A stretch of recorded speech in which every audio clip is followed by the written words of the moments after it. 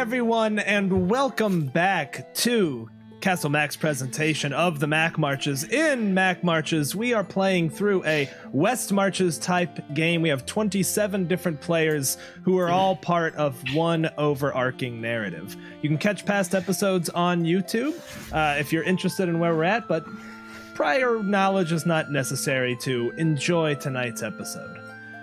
Some quick housekeeping. Tonight's episode will be relatively short. I know people want to get to some Critical Role action, so we'll try to wrap up before 10 o'clock Eastern Time.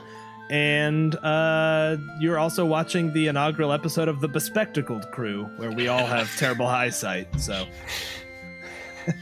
All right, welcome everyone. Players, thank you for joining me. In regular fashion, I will jump right into the story and have an opportunity for everyone to introduce themselves just before the break. If you guys are okay with that, we're going to jump right on into it. So, here is the situation. It's fall. Late fall. Yep. Did we lose somebody? And they're back. Sweet. We planned that. Absolutely planned. We planned for it, and look at that. It kind of resolved itself as soon as he gets back in. So, where was I? It's late fall and he fell. Yes, it's late fall. Brand is covered in mud. No. The caravan has reached Luskan, the outskirts of Luskan. This beautiful city that maybe some of you have been to. It is outside of the Lord's Alliance, and it sits right on the mouth of a river, essentially. You can see these spires kind of jutting up from a large island. It's actually several islands, but it's difficult to tell from where you are. In the center of town, there's watchtowers all around, lights from within. You can see tons of sails in the harbor. You can see ships coming and going at all hours. But for 3 days, you have been camped outside of its front door.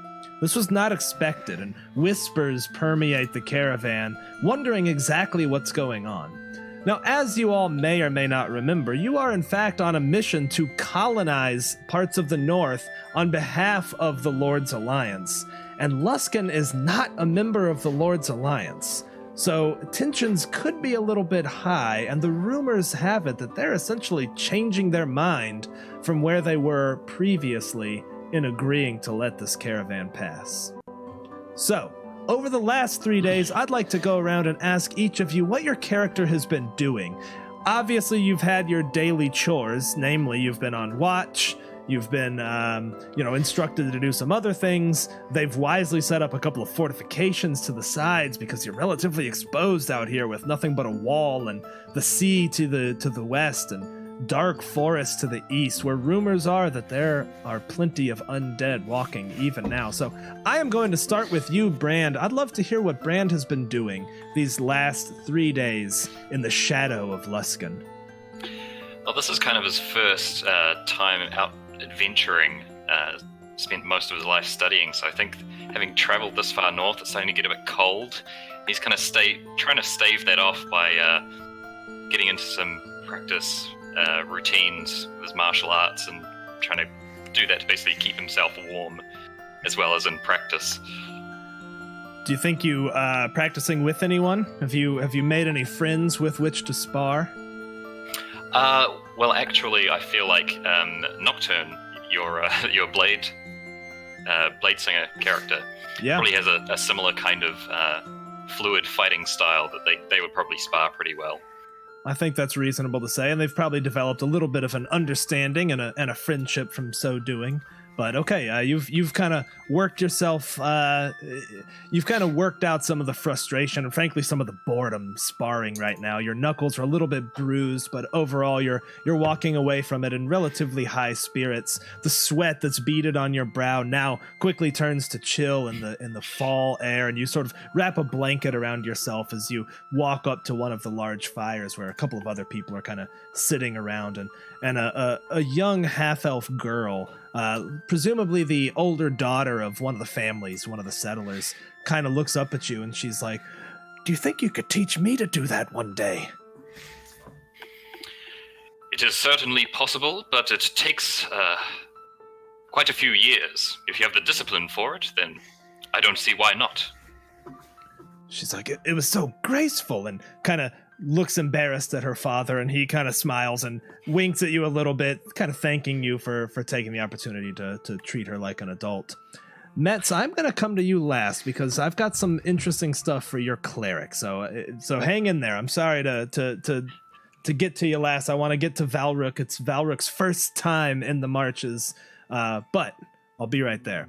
Moving down, Toradun, the other cleric. What do you think you would be doing? Toradun, being a bit of an old soldier type, probably goes around every day, checking people's armor, making sure that, everyone's fit and ready to go at any given moment. Probably, runs drills, like, that no one asks for. Like people see you coming, they're like, "Oh shit, he's." Yep. And then every evening he'll do like a bit of a sermon, like in praise of Torm, the deity he worships, for anyone who will listen. Cool, awesome, love it. And I think some of the other clerics are looking up to you just based on your years of experience. Valrook, do you think you know Toradun? I might. I'm not sure. I've been moving further north, and I decided to come join this train because I just needed something fun to do that wasn't in the temple anymore. So yeah, you want some real world experience, right? You don't want to be just an acolyte. You want to be swinging is it an axe or a hammer? I think I have a hammer. Would fit your family name. All right, what about you, Knobloch? What have you been up to? So after Wagon 113 kind of got separated a little bit, Knobloch went and started hanging out with Kor, the druid, the hill dwarf druid, and he's been trying to convince him to teach him how to make a really good growth of halfling leaf. And he's been going around the train and trying to peddle halfling leaf and like make a little money while he's up here. Gotcha. Also while working on his scrimshaw. And you do find that there are receptive buyers. It's frankly contraband that people are kind of eager to get their hands on. Knobloch, you do notice at first, though, just by virtue of you traveling up and down the caravan, you're noticing a alarming number of sniffles, coughs going around. Something is making its way through the caravan. Seems to be a flu, perhaps. A handful of people have taken extremely ill, and they've been separated from the caravan as a result. And that is where we start with you, Valrook, as you are sitting with an older man who seems like he might not pull through this one. And you were essentially assigned this role based on your background. I'm not sure how Valrook feels about it or if it fits in Valrook's worldview, but this man is on his last legs.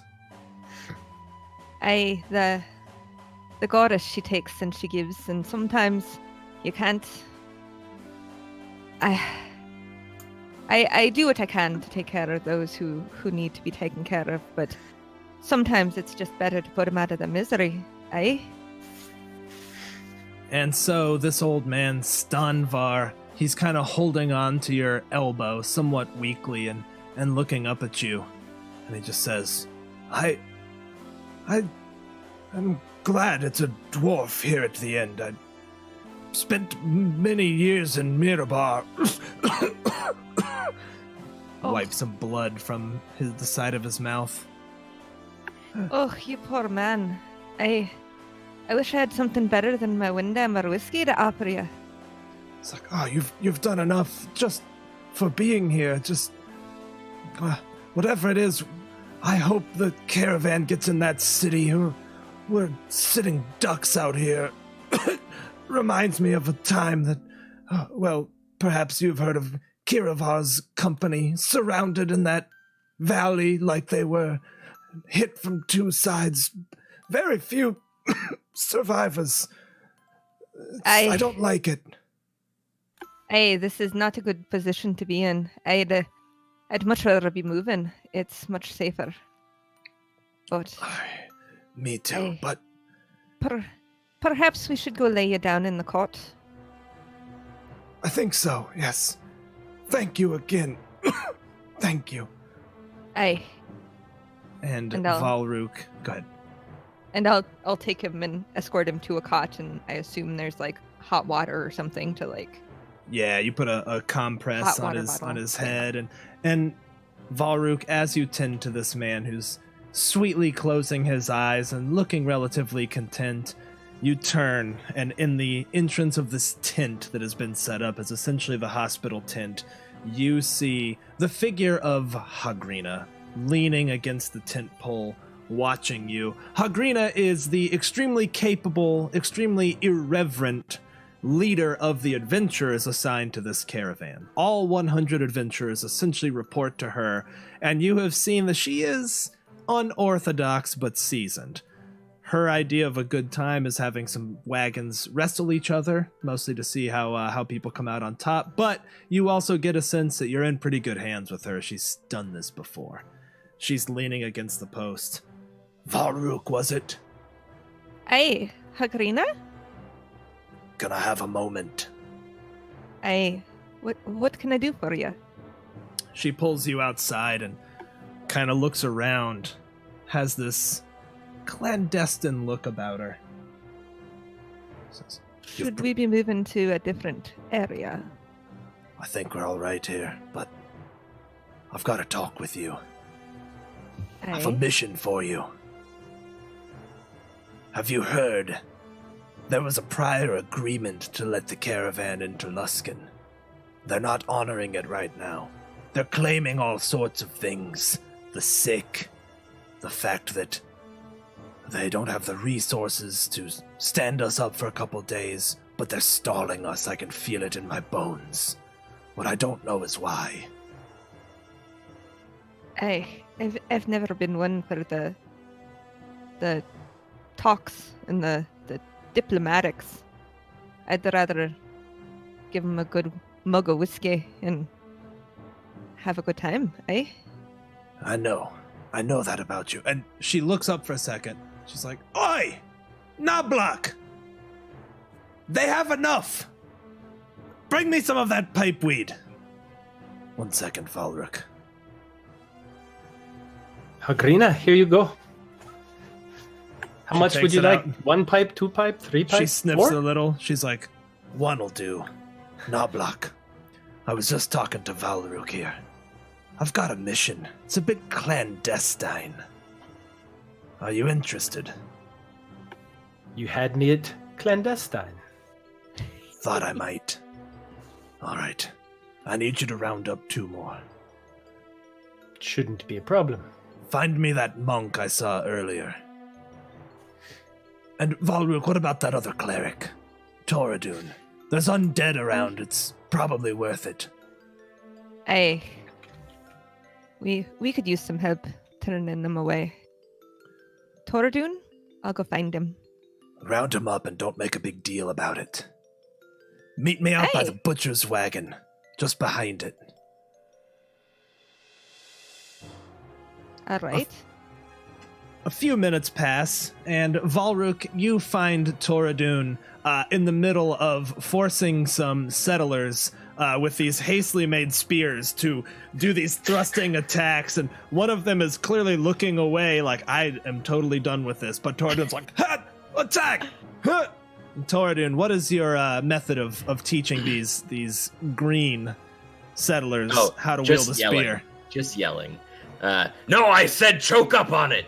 No, don't. Not like that. Stab up. Stab up. It gets the heart better. God. They're just sort of like, all right. And as one is starting to protest, Valruk walks up to you. Aye, Toradun. Hey, Hi, it looks like you're having a good time with them. I don't know about that. Why? Oh, how about you take a little bit of a break and take a walk with me? Fine. Listen, if I come back and find you for not practicing, it'll be the end of you. They sort of Aye, look at and each other. You'd And, better listen to him. And I Remember, will. up. Up. And I walk off with Valric. And then I'll turn around and be like, put the spears down. Just put them down. They're all just sort of like looking real confused. They eventually seem to drop them behind them. And Brand, as you're sitting around this fire, now wiping the sweat off your brow, and feeling the warmth of it, you see Knobloch kind of appear out of the shadows. He's a stealthy little bugger. Ah, Oh, hello. Would you like to use those skills? I've been watching you for 5-6 minutes. You look like you could use a fight. well, I have been practicing for a few days, but if you had something a little more realistic in mind, I'm certainly up for it. I do not wish to be around all these sick people. So, come with me. Very well. That was easy. All right, and moments later, you all approach the butcher's wagon. You can see there's lanterns lit, and they're cutting meat. You know you have plenty of supplies, so being stuck outside of the city isn't a matter of running out of supplies. It's just that time is wasting and winter is coming. And so, the four of you stand there as Hogrina kind of stands with her back to the butcher's stand, so the light sort of silhouetting her. She takes a bite of her apple. Takes her time chewing it. It's like, I don't like it. Lord Wayland spent the better part of the past 3 days negotiating. We're supposed to already be past this city. It's supposed to be in our dust, and would be nearing Frostvarden in the next couple of days. Doesn't look like we're getting into Luskan anytime soon. Going around it's possible, but it wasn't the plan. We're supposed to resupply here. We're fine on food stores, but much of the lumber was going to be picked up here. It came by ship from Waterdeep. I looked out there and I saw that ship. I happened to recognize her sails. The Myth, that's her name. She hasn't been in port yet. She's been held at sea. Gods know what excuse or why. Don't you think it's fishy? Well, in my experience, and from what I've read, these Luskanites are not ones to be trusted. The city has spawned and played host to many foul sorceries over the years. You're right. The arcane brotherhoods here, and, I've certainly known my fair share of spellcasters in their day, but I don't trust them. I make exception, of course, for the divine. There's no easy way. Go ahead. I appreciate that. It's different. Yours comes with responsibility. And oversight. Haha, fair. That's true. That's true. All I these my master skinny would- wimps throwing their spells around makes me sick. I like this one. They're good fun to have over in the bars, but not out in the wilds. Oh no, they're good in the wild. They make very easy target. I like this one. Good. I'm glad you all get along, because I've got to ask you something. This is strictly off the books, you should know. Lord Wayland, he might throw me to the cold if he found out that I was organizing this. You see, I know Luskan, and I know that they're up to something. No one else wants to see it, and our young lord doesn't know better yet, full of that optimism that the youth have, Ugh. Here's what I'm Valruth, asking. being very young, looks around and just like, you do. Hagrina misses the irony. Well, I've been up and down this way a couple times. I've been through Luskan, and I know a little something about her sewer system. There's a little stream on the southeast side, only a couple 100 yards from the water. I'll show you where.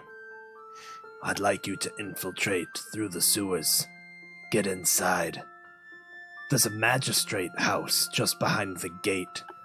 It's where Wayland has gone every day, and my gut tells me there's something that can be found there. Your job will be to infiltrate those sewers, and I know that they're dangerous. They're not used. They're not even kept clean. There's no reason to. The river runs right through the city. I've used them twice before. Ran into some zombies when I was down there. That's why I've assembled these clerics. So your job is to get in the city. Disguise yourselves as best you can. Get to that magistrate's office. Learn what you can. We have to be ready. We have to look out for ourselves. But know this. We're officially representatives of the Lord's Alliance. And Luskan and the Lord's Alliance aren't exactly the best of friends. Sure, they're trade partners, but they don't see eye to eye on much. I imagine the initial agreement to even let us pass through here involved, well, greasing the wheels.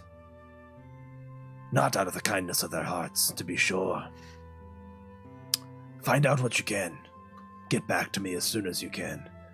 And if you get caught or killed, I will 100% disavow all knowledge of this activity. Make it back, and I've got 100 gold piece bonus for each of you. Oh. Well, if you're looking for stealth, you came to the right place. And I sort of lift my chainmail and drop it a little bit. No one gets around sneakier than I do. Dear gods, if I... Knobloch, keep an eye on him. I shall keep two. Alright, here's something else for you all. And she hands you each a potion to cure wounds. Nice. Oh. Gather up whatever equipment you think you'll need. You need to travel light.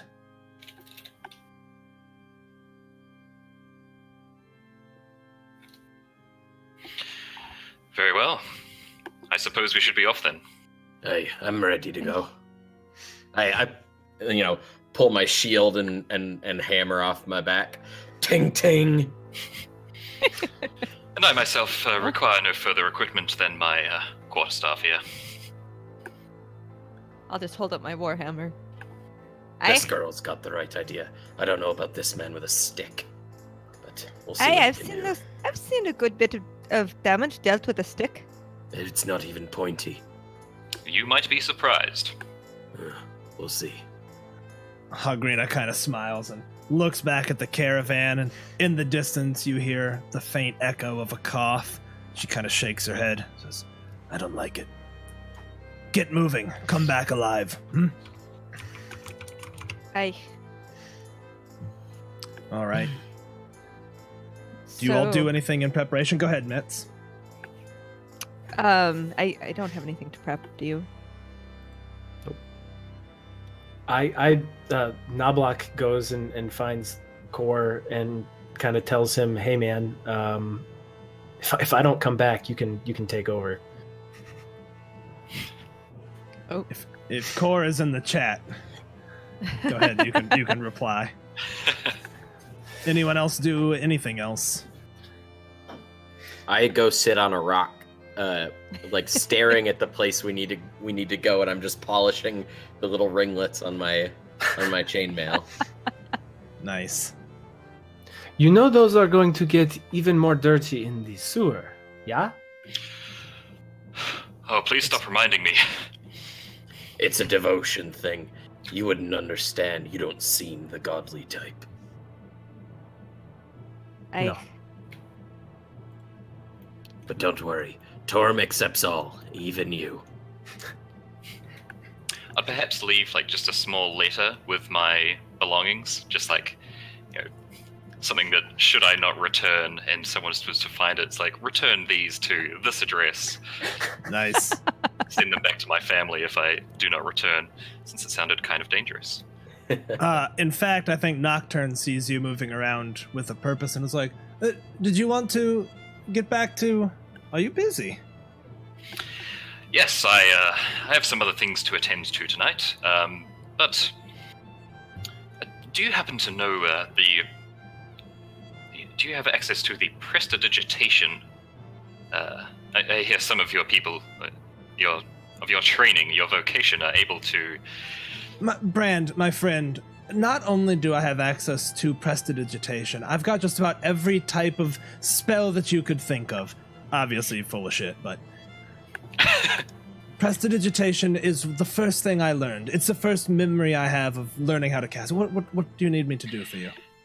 Well, nothing at the moment, but when I do return from my errands, I may be in need of some cleaning up, which would be most appreciated. Normally, I would say that cleaning someone is about the worst thing I can imagine, but I'm so bored here that I would be happy to. Excellent. I'll see you then. Have fun wherever you're going. I shall try. Anyone else do anything before you get to the rendezvous point? Nope. Okay. With that, Hagrina points in a direction, and you all have to make your way to this sewer entrance. Now, there are some trees on the approach, but it is fairly exposed, and you do see a watch has been put up on the walls. You've got about 200 yards to cross, with maybe a tree every 10 yards. Why don't we let me go? I'm small, I'm stealthy, I can make sure path is clear. This does seem to be your area of expertise. If your surprise arrival at the campfire earlier is anything to go by. Hopefully they will not see me coming. More than likely they may see jingly chainmail. Toradun. They may see him. Let him go last. I don't see why they would. They may I'm a bit of a noise maker as well. Perhaps you scout ahead, and do you have any kind of light that you could take with you, or can you see?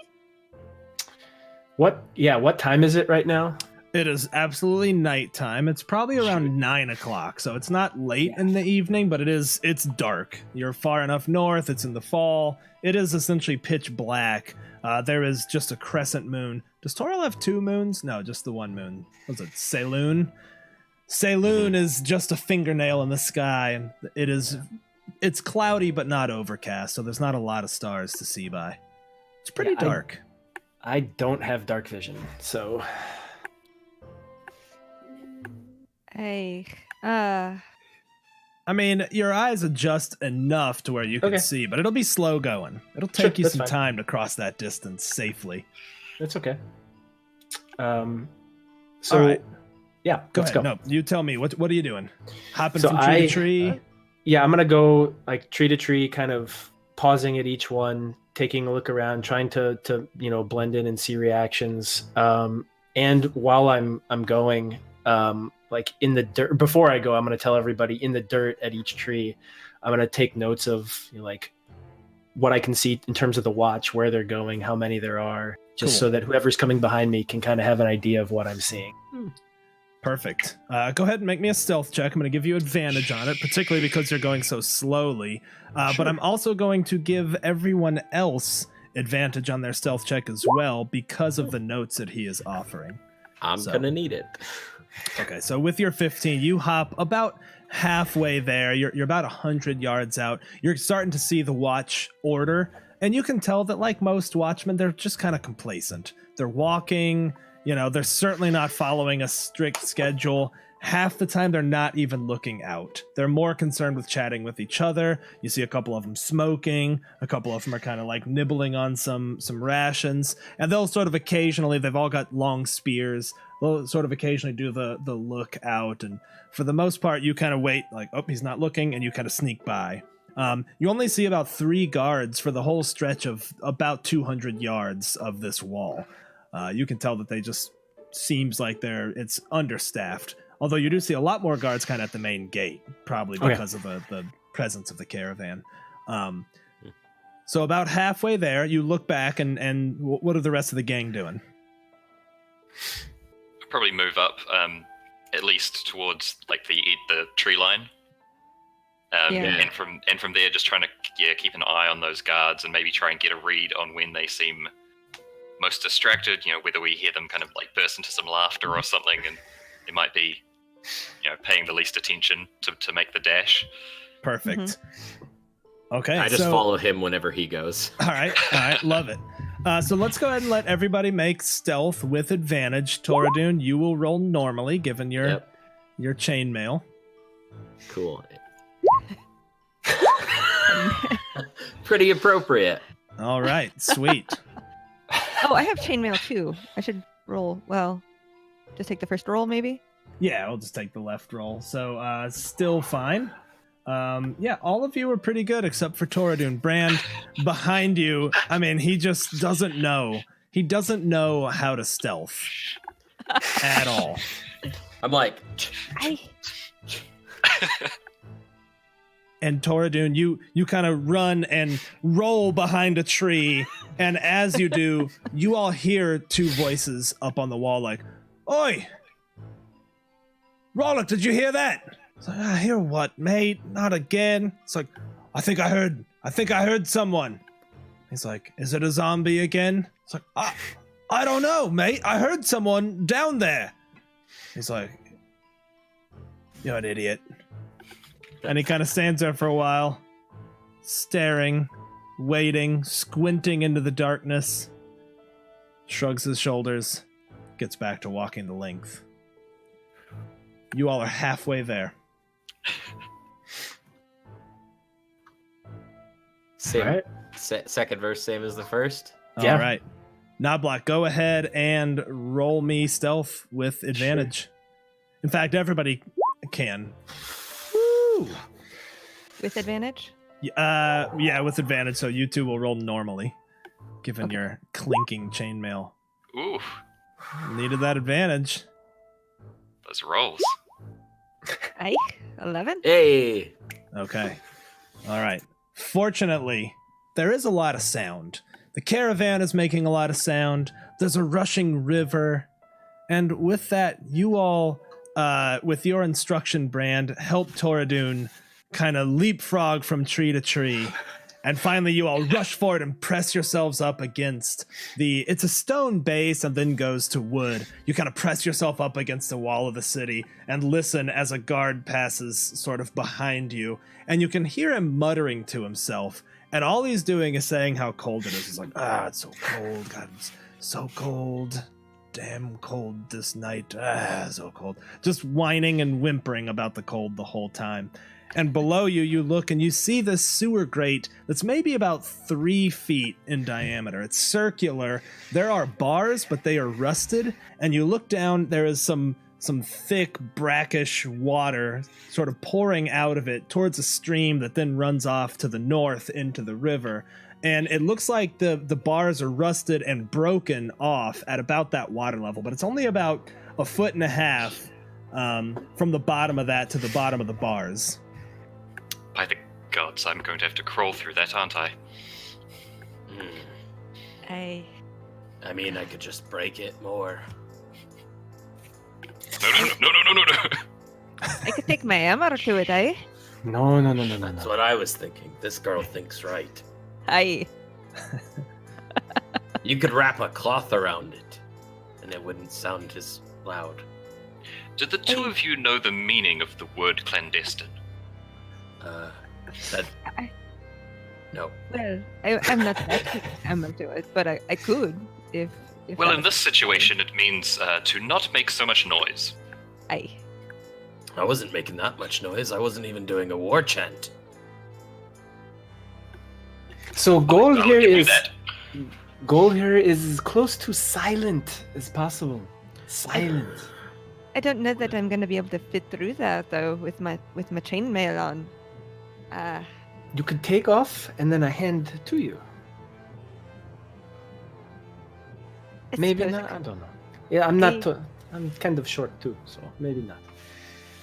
He's tall though. He can do it. You said it's like 1.5 feet is all the space that we have under Yep. the bars. Yep. But you do see that the bars seem to rust where they've hit the water. So given that you were dwarves, I'm not going to even make you roll it. You do think they could be broken relatively easily. Quietly, I'm not sure that you were equipped to know that. I will also say, as you all are sitting here looking at these bars, you hear two voices again, sort of like from right above you, right? Like they're right on the wall. And you hear one of them say, "Did you hear what Captain Brebril saw?" And the other one's like, no? Something interesting? And he's like, he was out ranging. Saw a group of goblins, he did. They looked right at him, he looked right at them, and you know what they did? They flashed him a peace symbol. They raised their hand, didn't intend to attack him. Craziest thing, of course, he turned tail and ran, because there were at least a dozen of them. He's like, "I don't believe you." It's like, that's what I heard. Get back to walking. And then you hear the footsteps separate again as they continue walking along the wall. You all are just like, shh. Why don't everyone roll a stealth check for me real quick? With advantage, and I am not giving you disadvantage for your armor on this one, so proper advantage. Oh. Okay, I'll roll. Hey. Yeah, I rolled an 18 on the first one, and a 17, and a 7 on the second. What was that you rolled there, Valruk? That's a 7 with advantage. Valruk, as you're listening, you're sort of, all making eyes at each other, listening to this. You can't suppress it. You feel that tickle back of your throat, and you're like, oh God. And you hear the footsteps stop. My hand immediately goes to her mouth. You hear the footsteps sort of walk over in that direction. I reach down and I grab a rock, and I huck it as far as I can away from the wall, but like towards the right. Tight. Like. Go ahead and make an athletics check. Let's see how far you can chuck that rock. You all, the quick thinking on Toradern, he reaches down. His armor does jingle just a little, but chucks this massive rock, and he lands a perfect shot. It hits a low-hanging tree limb that then shatters and falls down on another sort of mound of rocky ground, and those rocks kind of go scattering, and it makes a huge noise, and you hear the guards like, "What was that?" And they all sort of look that way, and you hear the footsteps sort of move to essentially your right, to the south, down the wall, as they're looking to investigate it. And you kind of hear one of the voices like, "Broken tree limb, nothing more, you're so paranoid." And you hear them kind of start laughing and ribbing each other. Like, this guy, all he's been doing is hearing things all night, as they sort of fade into the distance as they're investigating the sound. Well done, Toradun. I think you've just given us an opening. Let's... Hey. I'm gonna step down into the water. How deep did you say the water is? Only about 18 inches. All right, so it's about hip deep for me. Yeah, I guess so. I'm gonna take the pieces of metal that are touching the water, and I'm gonna look up, and I'm gonna like bend them inward. Okay, go ahead and make me an athletics check. Or just a strength. Yeah, the athletics is fine. Nice. Oh man. Yeah. You're sort of looking at everybody, you grab them, you feel that familiar, like, rusty iron in your hands, and you know this. It's in your blood, it's in your ancestry. You just lift, and in fact, they don't break. They bend, and you do hear some cracking, and when it cracks, you stop, because you know it's going to snap and make a really loud noise. But you absolutely widen the gap. You get it to about 2 feet now, by at least 6 inches, if not a little bit more, making it far easier for everyone to squeeze through. I'm going to sort of shuffle, crawl, face first in the water through. Yeah, you sort of, I mean, the water's pretty cold, especially it's again kind of getting into the late fall. You come through it. It does smell pretty bad, but it's not like straight up sewer water. Like, it's maybe like gray water kind of mixed with some river water or something, but you definitely feel some things pass you that you're like, don't want to know what that was. You slide through and get to the other side, and you are greeted with a fairly low tunnel. It's about 4 feet high, so head height for you. And the water here stays about that same depth, and it is completely pitch black. Cool. It goes I have on my- for at least 60 feet in the direction you're looking, and it seems like it starts widening as it heads to the north into the city. Sorry, go ahead. I'll follow Alright. in behind him. I have Okay. dark vision, so I'm good. Yeah, same deal for you. You kind of have to get on your hands and knees, but not nearly as much, obviously, that you're so short. But same deal. The water is frigid, but not freezing, and definitely has an odor to it, but isn't like straight up sewer water. I'll Yes. follow the group. Yeah, and wave through and stand next to the entrance, keeping a bit of a watch before I go through last. All right. Yeah. As you're the last one through, Brand, you hear the guards kind of continuing to rib one of them in particular. They're starting to like goof on him now. They're just geeking and making fun of this dude for being paranoid. And he's like, "Oh, I tell you, I saw something." And they're like, "No, you didn't. He always says that, doesn't he?" Like they're just giving this dude a hard time. And you all are standing in the entrance to the sewers of Luskan, and it is pitch black in here. What do? You have one way to go, but it's pitch black. Yeah, I can see fine. I have dark vision out to 60 Ditto. feet, so I'm gonna soldier on.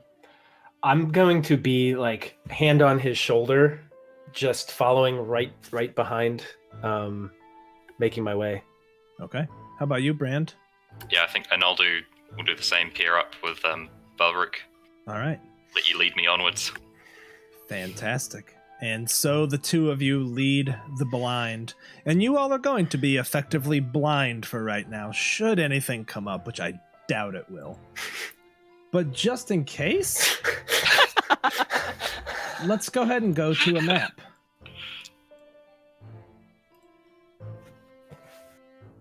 And I apologize, but I need to get you all's... Oh, you guys can't see this map, can you? No, I can see that scroll, first. Scroll way down. I'm blind. Yeah, fair. I apologize, can but I see need to that. put your tokens on the map. I normally have that Get ready, so let me make sure I get them. everyone. Toradun. Okay. And Brand. And Brand, I think you were following Yeah, he was. Valrook. Ooh, do I have a token for Valrook? Yeah, Yes. I'm the really happy looking one. Alrighty. Where I've is definitely your seen it. character sheet? No. I was on there.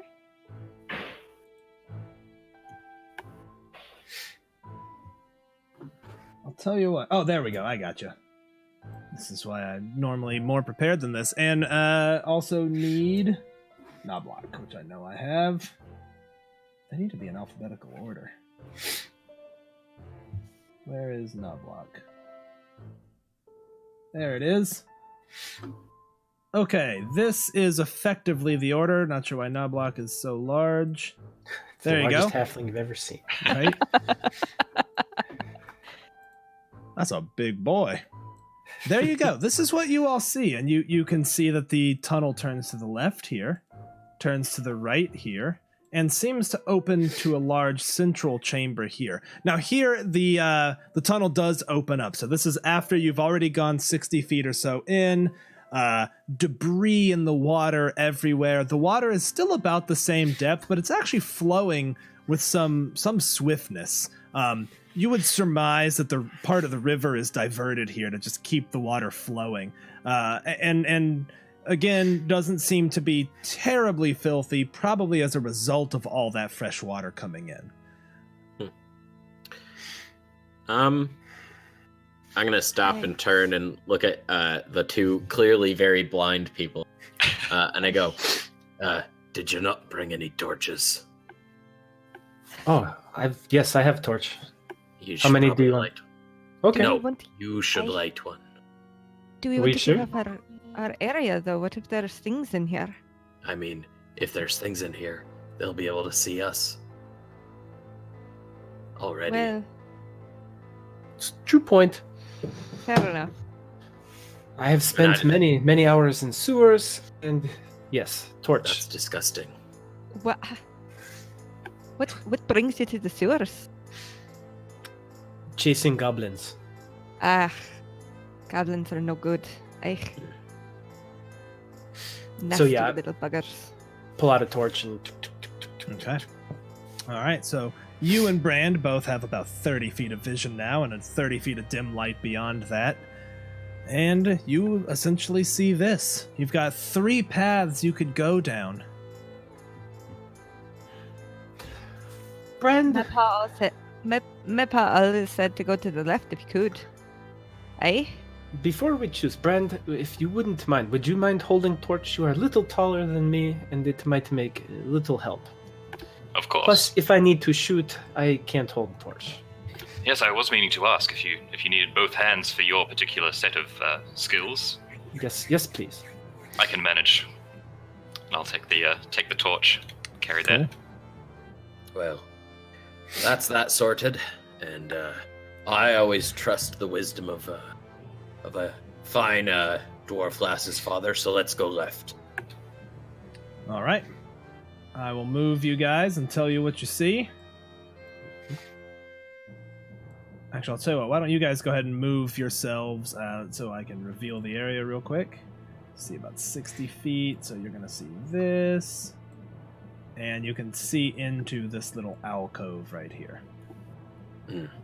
So you can see a little further than that. You can see that this seems to open up into something. Let's check out the room ahead. Aye. I will. Map up. Okay. Devin, what's your passive perception? 12. Okay, fantastic.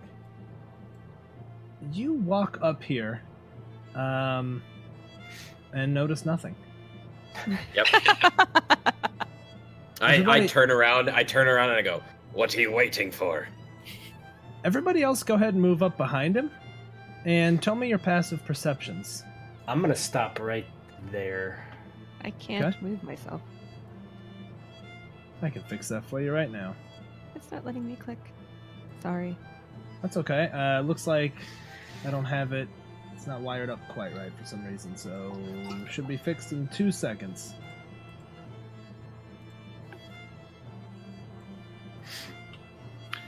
There we go. Does that work? Can you move yourself now? Haha. Great. All right. Sorry. What was everyone's passive perceptions here? 14. Also 14. Okay. You all see a ladder to the left that seems to be completely rusted and destroyed. Does not seem like one that could still be used, but something else strange about it. The metal does not look corroded the way iron normally corrodes by water and time. It's pitted and clean. And around it, you notice piles of bones that are stripped completely clean. This looks No like flesh. acid. I'll go up to here. Let me look at these bones. Let me see if I can find out what they are. And I'll roll nature. Oh, yeah, go ahead. Let me adjust Now- the... Yeah. That's not gonna work. No, that is not going to work. Here's what you do know. You can see that they are humanoid. That is really all you get. I believe these come from a humanoid type creature. That's all I know. It's too hard to tell.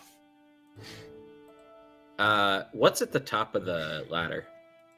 Looks like there is a grate there, but it doesn't look like it's one that has been opened in some time. But it looks like it's got metal grates maybe about 3 inches apart. Does the ladder look like it could be fixed by a mending spell? Probably not, because it's been eaten away. It's not a clean break. Yeah. They sort of look like they've been dissolved. They're very thin and pitted, and even as you kind of touch one, it starts to just crumble. Seeing Hey, these, are the upper rungs good, or is it like all of them? Yeah, it seems to be all of them, but it doesn't go up for very far. It only seems to go up about 15 feet. Okay. seeing the rungs and the bones, I start kind of like looking around the ground and seeing if there's a trail, even like a clean line, even as opposed to a trail of muck or anything? Something that might indicate where.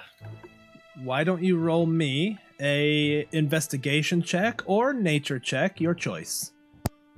All right. Let's go investigation. Oh. Ooh. I'll take that. Nice. Here's what you notice. A number of things. You all see Brand kind of put one hand on his hip, wave the torch all around elsewhere. Do you see that this area is remarkably cleaned? There is no detritus here whatsoever, other than the water that kind of flows through, which even that doesn't seem to have the same amount of silt buildup. You can see that the rungs of the ladder look completely melted, and the grate above looks like it's fused shut, like it has been melted and fused, and would be probably very difficult, or at least very noisy, to try to open. As you're investigating, you do hear some voices from above. This sounds like street fair. You just hear people like laughing and talking. Go ahead. I was going to say, are the rungs climbable at all? No. Okay. Probably not. They're extremely, imagine something that's sat in acid for quite some time. It's lost all structural integrity. Sure. Knobloch, my friend, you say you've been in sewers a lot. Does this one look particularly or suspiciously clean to your eyes? Yes, there's normally sewage in sewer. This does not make any sense to me. Probably nothing. Let's go. I'm not going to complain. But what would make it sewer clean? What does it take? Scrubbing? Soap? Magic? There are any number of creatures that could cause this kind of effect. As you said, it appears that there's been some kind of acid utilized here. It could come from any number of strange creatures. Maybe start looking around for signs of what might indicate anything more about. If I've learned one thing about being in sewer, standing still too long is not usually a good idea. I know. That's why I said we should move. I tend to agree. So just a little bit of follow-up, Brand, as you look around. It seems like the cleanliness stops right about here. If you see my ping. Mm-hmm. It seems like the it just sort of it's not like a clean line or anything. Like it doesn't just clean, stop. But it's sort of like that's clearly the transition where 10 feet down this way, it's just covered in sticks and leaves and other detritus pieces of wood. Whereas where you all are, it is pristine. I wonder if something poured down grate came down this way. That's probably it.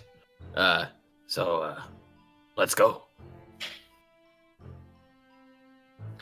Very well. I do not My wish brave to dwarven be here. friend, lead the way. Yeah, I'll move down to this corner. Okay. And is this your marching order, Devin? You taking the lead? Yeah, I think so. For no reason. I know. More because I just walk into things as opposed to thinking about them. Yeah. This is about what you Fair see. Let me adjust the camera for the folks back home. Zoom out a little bit now. That's what you see. Devin, do me a favor, my dude. Make me a perception check. Just a wee little perception check. Excellent. This is what you all see. Devin rounds the corner, looking quite confident, as he is wont to do, and he turns to say something to you, Valrook, and you suddenly see something jiggling. Yep. Slams into his face, and you just hear, and you see this wall of something jiggling Oh no. push past him. And with that, can I please have everybody roll me? Yep. initiative. All right. Make sure you click on your tokens first. Yeah. Gelatinous cubes. Yeah. And we're not done, Devin. You know, I figured a little meta knowledge sort of told me what we're going to be dealing with, but Do you know that I've never used a gelatinous cube on anyone? So this was my opportunity. I'm super proud to be the first person you've used a gelatinous cube on. Then. And to roll a 1 and stumble straight into it. Oh, it's the perfect setup. I'm so glad I could assist you with that. Yep, that was great. All right, so let me just get an initiative here.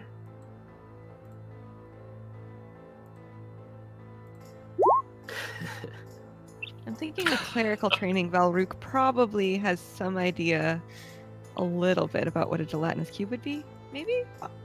Well, I'll tell you what. You tell me. I like to leave this to the players. You can either roll for it, or if you just think you know, I'm cool with that too. We're telling a story together here. You tell me.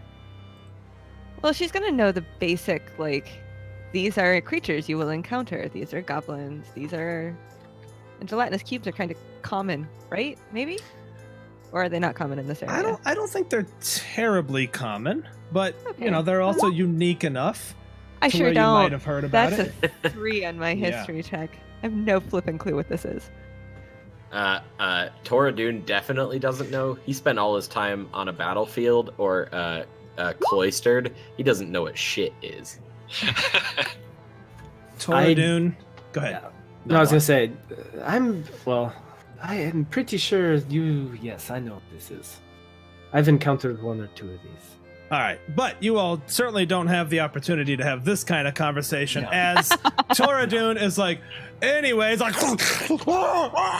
and you immediately hear his screams of torment silenced as this jello absorbs him in, and he looks back, eyes wide. Toradun, your eyes are burning. The burning is everywhere. The beard starts to singe and melt. Oh And- no! How dare you? Toradun, you take 10 points of acid damage as you blunder directly into this thing. And the next person in line, Valrook, a pseudopod, reaches out to grab you. Hey, Oh, God! yep. That hits. Our host. TPK. TPK. 4 points of acid damage, Valrook, as you look up. Does Valrook have a beard, a lady beard, or nah? Hey. All Of right. course she does. This pseudopod just slaps you, and you feel Beard sizzling, hater. smell burning hair on the side. Ah! That's my beard. And then it retreats a few feet, pulling Devin along with it, sizzling inside. Knoblock, it is your turn. Yeah. With where Brand is with the torch, if I move up around the corner, would I be able to see it at all? 100%, yes. Sweet. So I'm gonna go here. There's enough kind of ambient light. And let's fire my bow into it. All right, here we go. Let me turn off advantage real quick. Here we go. Yeah, pretty sure that's gonna hit. That is definitely a hit. Yes. All right, All right. Devin. and then hold on, and then with the rest of my movement, I'm gonna go back here. Okay, great. Devin, you look in horror as an arrow just like right into it, right next to you, and you're like "Arr!" trying to scream, but the arrow just sinks into it. Brand, it is your turn. All right. Don't really want to get too close to this thing, but I also want to save my compatriot here, so I'm going to rush up and hit it with the staff. Okay. Or at least try to. That is a definite hit, yes. Nice. It's good damage too. Oh yeah, you whack it. Now is your staff wood? It sure is. You sort of, and as you pull it out, you start to smell burning and see pitting along the edge of the staff. It won't have any effect yet. Just kind of thinks to himself, All right, strike quickly, and then goes for the unarmed strike. All right, go ahead and roll it. Ooh. That is also a hit. All right, you quickly kind of spin around, knowing it's gonna hurt. You kick, and you sort of kick a chunk out of it that sort of flies back and smacks on the wall and sort of jiggles there. Are you barefoot or are you wearing shoes? He's got boots on, yeah. Okay. Yeah, you also smell sort of the burning leather from your feet. He tries to finish the kind of whirlwind motion by kind of flicking the boot back down onto the ground to try and get any excess off there. Yeah, you kind of flick it and it's... Okay. Devin, it is your turn, my dude. You are restrained. Yep. I'm gonna do my best to muscle my way out of there. All right, go ahead. You can roll a strength saving throw. It is going to be at disadvantage, I am afraid. All right. Fuck! Oh, Toradun. I'm so dead, guys. I think that's my turn. I think it might be. Yeah, I can't cast any spells or anything like that.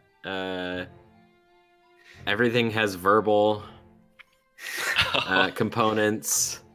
Yep. Valruk, as you look, you can see the look of terror in Toradun's eyes. You can feel his silent scream as you see his skin getting pockmarked and burning, and you know he doesn't have long. Can I point out that it's not so much a fearful scream, it's like a I'm pissed about this. If he's going out with as much piss and vinegar as he lived. Fair. Valruk, right, so- it is your turn. I think I can move right here. Absolutely. For 20 feet of movement. And if I attack the cube, I attack him, essentially, right? No, but you can try to grab him and pull him out. It's That's a strength. what I would It's like. a DC 12 strength check. Okay. And you know what, Valruk? I'm feeling generous right now, and I think a TPK is absolutely possible tonight. I'm going to give you advantage on this roll because your beard, which you have tended to for years, now looks like ass. You have advantage to pull your friend out. It's also my prayer beads. You can't The take beard. the prayer beads away from me. The beard rage is real. Oh, advantage? Oh! I'm dead. Yep. I'm probably so so. dead, y'all. Valruk, you reach in, you're trying to grab him, but you can see Toradun just being pulled deeper and deeper into the cube. Hey, Toradun! It's not good. Oh no.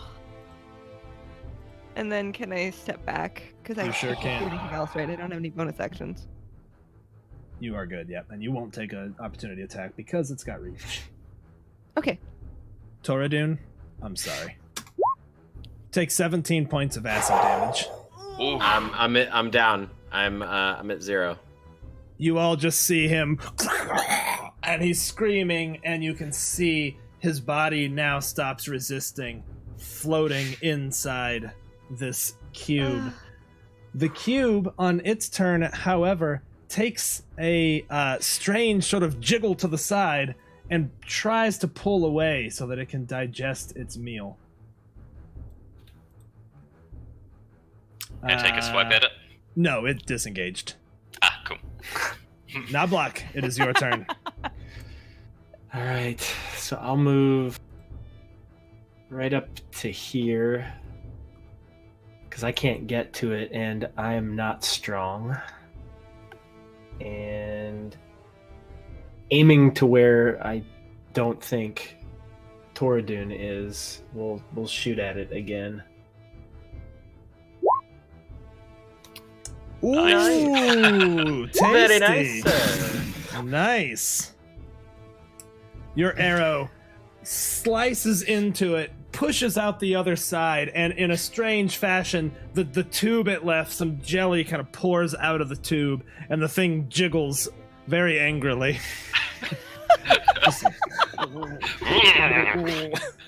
Hey, you made the Jello angry. Brand, it is your turn. Yeah, can't let this thing get away with its prize. All right, let me reveal a little more of the map. You can see you are holding the torch, are you not? Yep. Yeah. You can see about there and down to about here. Okay, your turn, sir. It's rushing up there, and yeah, once again hit it with the slightly dissolving staff. Yep. Does a 9 hit? It does. Oh, It's a big square. Yeah. Yeah. Ooh. Oh, sweet. Yeah, y'all are putting some damage on it. Yep. It's like, all right, again, fast. Try to be even faster than last time. That is a Unarmed definite strike. hit. Okay. This time you do punch it, but you sort of punch it with an open hand to like scoop. Like your attack is essentially like, let me grab that and toss it, like running your hand through fire really quickly. Doesn't burn you too badly. You kind of feel raw on your palm, but you kind of grab a chunk and kind of toss it to the side. Okay. With that, we're back to you, Devin. I'm so sorry, but I need a death save, my dude. So I've never actually had to make a death save before. Oh, man. What click do? on where it says death save on the character Yep. sheet. Yep. No. Oh, Oh, my no. god! You're dead. That is 2 failed death saves, I'm afraid. And it's gonna do damage on its That's next right. turn. Oh no! I am so Unless they can pull your bolts out. honestly, I'm pumped to be the first death in the campaign. Yep. Yep. Thank you. Thank Okay. Balruk, it is your turn. Okay, so something that I'm not going to be able to even potentially save him. Gonna move where I'm not going to like hit anybody. But I'm going to fire off something at it. What do I have? do. I'm gonna try to burn this thing. See what that does. Sacred Yep. Flame for Make a 13. dex It has to save. make a 13 dex save. Fail. All right, so Takes that's 4 radiant. 4 points of damage. You see the flame kind of burst in sight. It kind of casts this eerie glow all around the walls as it burns from inside the jello. Anything else, Valruk? That's about all she can do. Devin. Yes, sir. You hear the sound of a forge in the distance. And then no sound at all. And Toradun has expired. Deep in the belly of a gelatinous cube. And with its meal satisfied, the cube now sloshes forward at you, Brand. And Brand, I need you to make me a dexterity saving throw, please. All right, let's hope it goes well. All right, you may jump 5 feet backwards to avoid being pulled into this thing. Whew. It sort of slides forward, like it was retreating and eating, but you already see now pieces of bone appearing underneath Toradun's skin, and it suddenly changes direction, and when it does, a wave ripples through its body, and it sloshes forward with surprising speed at you, and you sort of dive backwards to avoid it. And then it does reach out and attack you. Does an 11 get you? It does not. Okay. With that, then, Knobloch, it is your turn. I'm gonna Deflect that back attack with the quarterstaff. Run back away. up to there, and yeah, let's see what happens again. That's not gonna hit. That actually does hit. Sweet. Okay. That's good news. No kidding. All right, another arrow kind of sinks its way into it, and it does seem to kind of shrink in on itself. It almost seems like it gets spread too thin, and it's sort of, in order to maintain the same density, you sort of see it kind of contract a little bit. It gets a little smaller. Brand, it is your turn, sir. So I drop the torch just at my feet at the side of this sewer. Take the staff in two hands to try and finish this thing off before it can Nice. consume me. That's a definite hit. Nice. All right, you smash into it again, and you're just sort of ripping like gelatin from the side of this thing, and every hole you leave, it sort of refills and is shrinking little by little every time. Alright, now that I'm up in the front line, I'm actually going to spend a key point and use patient defense Nice. Take the to dodge take the dodge action. action. Yes, sir. Give you advantage on dex saves and disadvantage on attacks. Valruk, we are up to you. Now that I've seen my good dwarven buddy be taken, think I'm just gonna come up and wail on it because I've never seen somebody die in battle before, and that has really pissed me off. Yeah, it's kind of unfortunate. Kind of awesome too. Oh, I'm thrilled actually. I'm doing the digital equivalent of tearing my character sheet in half and deleting it off D&D Beyond. Nice. Okay, well I hit with a 22. Wow, that is some And 11 ferocity. Yeah. I mean, Nice. you swing your hammer and just smash through it. Bits of jello go splorching all over the walls. It jiggles furiously, but it is still up. And I'm so sorry, but I need both Valruk and Brand to make me a DC 12 dex save. Brand, you do get advantage on yours. Brand, you have no problem dodging, jumping behind it. Oh shit. Oh no! Are both the dwarves going to be taken out? Find out this. We're gonna have to go back to camp for reinforcements. Valruk, you take 7 points of damage as it lunges forward, and you feel it pushing past your skin as it does, sizzling, and you hold your breath. You take a deep breath as you do, having seen what happened to Toradun. Hey, does my Wrath of the Storm take place? Ooh. When a creature within 5 feet Technically, of me... no, because it's not actually an attack. It is an action. So technically, no, not on that one. I'm afraid. Ugh, that's what I was hoping for. Should've asked Not before I quite. did that. Yeah, it's an action, not an attack roll. I think when a creature then hits you with an attack. No, it didn't hit you with an attack. I'm just reading it real So quick. I can't use it as my reaction then. I don't think so. It has to be an attack roll, I think, in order to make that happen. Okay. Sorry. No. Kind of not sorry, though, too. Knoblock, it is your turn. This thing is looking... if you could read the emotions of a cube, it is looking kind of desperate as it's sort of jiggling all over. How does Actually- the jelly feel? Yeah.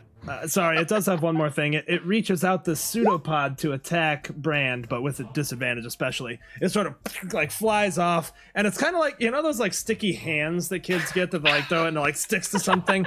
Like it shoots out, splorches on the wall, and then kind of slimes back and sucks back into its body. Knoblock, it is your turn, sir. Yeah, well, let's just keep this train rolling.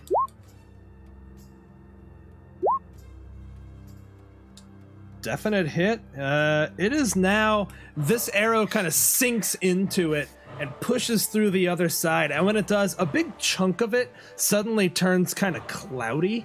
Like it's almost like miso soup, and it sort of sloughs off it. And it's kind of no longer cube shaped. It's like you took a bite out of a block of cheese now, shape wise. And it's just jiggling. And as it jiggles, it seems to be more porous. It's like it's sweating on the outside and liquid sort of pouring out of it. Brand.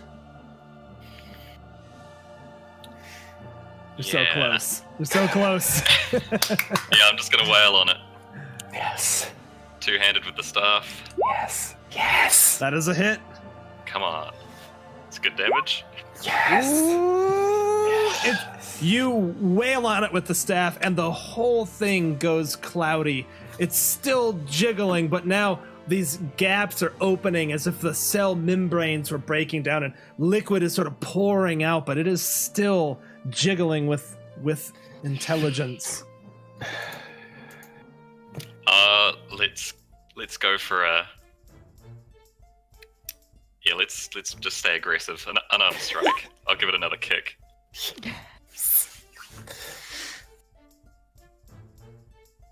That's a hit. A 6, is it? A 6 is a hit. Yes. Okay. Yep. Good to know. Yep. This thing has no armor. Max damage for the unarmed strike. All right, Brand, you can see the way it looks. You pull your palm back, smash right into it, and sort of move your arm around quickly. And it's sort of like the membrane, almost the skin of the outside, sort of stretches and pulls with it like Jell-O that's been left in the fridge. And this liquid just comes pouring out. And as it does, Valruk, you slime out, as does Toradun's now mostly skeleton. It falls, its head is kind of staring at you. You lay there sizzling, reach up to feel that your beard and your hair is completely gone. I quickly drop to a knee and pull out the healing potion that Halgrina gave us, and quickly hand that to her and feed that to her. Can I at the very least have my hand, my skeletal hand resting in my gauntlet, on my shield? Oh, you died a warrior's death.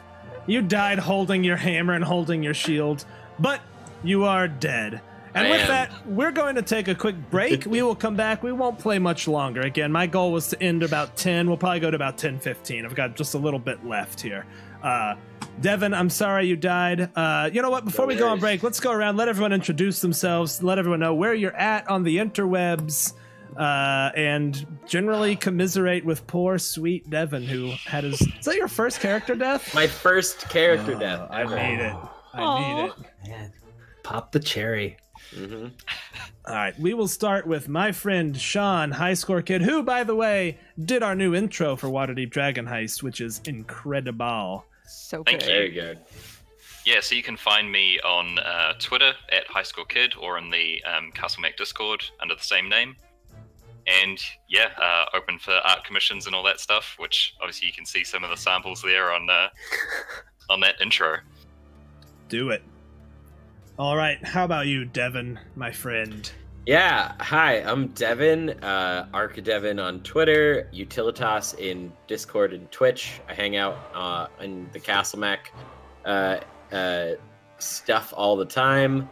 I play in one of their one of the Macalite games every other Wednesday. And yeah, really happy to have my first character death on stream in under the Mac Marches banner. Yeah, I'm actually absorbing your pain right now. No pain. It's how I grow in power. No pain, only excitement. This is what D&D is, my friends. Amen. Character that's fun. How about you, Mets? Hey, I'm Mets Girl over on the Twitters. I also play a half-elf druid over on Welcome Party RPG. You can find me there the 2nd, 4th, and 5th Tuesday of every month. I am in a D&D podcast called Beholder's Eye, in which I play a monk. So monks are very near and dear to my heart. And then I also am... Oh, Service Desk, my podcast. I do a newbie tech podcast in which Steven actually was on once upon a time. Yep, and he came and taught us all about machine learning. So that was really cool. And you can find that on all of the podcasty places. All right, and how about you there, Corey? Yeah, my name's Corey. I go by D and Diapers on the Discord. I'm Dungeons and Diapers on Twitter, and I DM the new Macolites game on Monday nights every other night. So yeah, I'm everywhere. Oh, and Devin and I also work on the Castle Mac wiki together. So Yes, check that out That's too. awesome. I need to commit some time to it. Where he will be the first official March's death added to that. I'm sorry. I'm and so I'm not happy sorry. about it. I'm so happy about it. Claimed that important stat.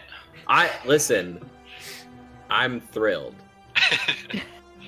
All right, we're gonna take a quick break. We'll be back to wrap up the episode, and then let everyone get back to their night. So be right back, everyone. Thanks for joining us.